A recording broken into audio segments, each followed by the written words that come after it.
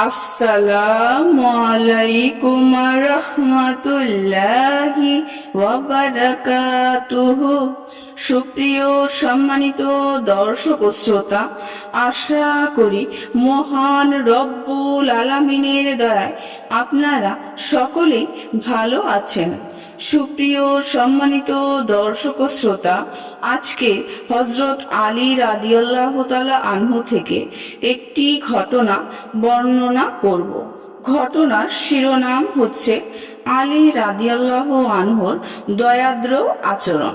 সুপ্রিয় সম্মানিত দর্শক ও শ্রোতা, আপনাদের নিকট অনুরোধ থাকবে ঘটনাটি শেষ পর্যন্ত শোনার। মক্কার কুরাইশরা হুদাইবিয়ার সন্ধি ভঙ্গ করল, সন্ধির চুক্তি উপেক্ষা করল।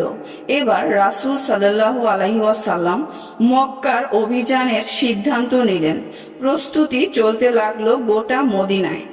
খবর মক্কার কুরাইশদের কাছে পৌঁছে গেল। তারা তাদের ভুল বুঝতে পারল। তারা ভাবলো আসলেই আমরা হুদাইবিয়ার সন্ধি ভঙ্গ করে চূড়ান্ত ভুল করেছি। তারা পুনরায় সন্ধি চুক্তি নবায়নের জন্য আবু সুফিয়ানকে মদিনায় পাঠালো।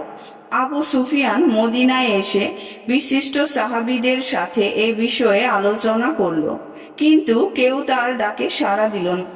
সে মক্কায় ফিরে এসে বলল, আমি মদিনায় গিয়ে আবু বকরের কাছে গেছিলাম, কিন্তু তার থেকে কোনো সাড়া পেলাম না। ইবনে খাতাবের কাছে গেলাম, সে তো আরো বড় শত্রুর ভূমিকা নিল। সে বলল, আমি কি তোমার সুপারিশ নিয়ে রাসূল সাল্লাল্লাহু আলাইহি ওয়াসাল্লামের কাছে যাব?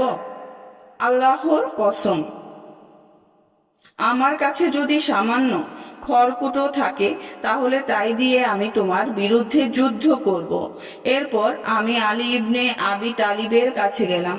সে আমার সাথে অত্যন্ত দৃঢ়তাপূর্ণ আচরণ করল। সুপ্রিয় সম্মানিত দর্শক ও শ্রোতা, আজকের ঘটনাটি এই পর্যন্তই।